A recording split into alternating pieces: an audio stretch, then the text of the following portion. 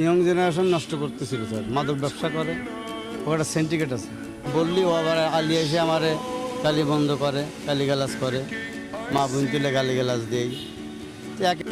আমি তোমার ক্ষতি করিনি কোনো, তোর হিসাব আমরা পরে করতেছি।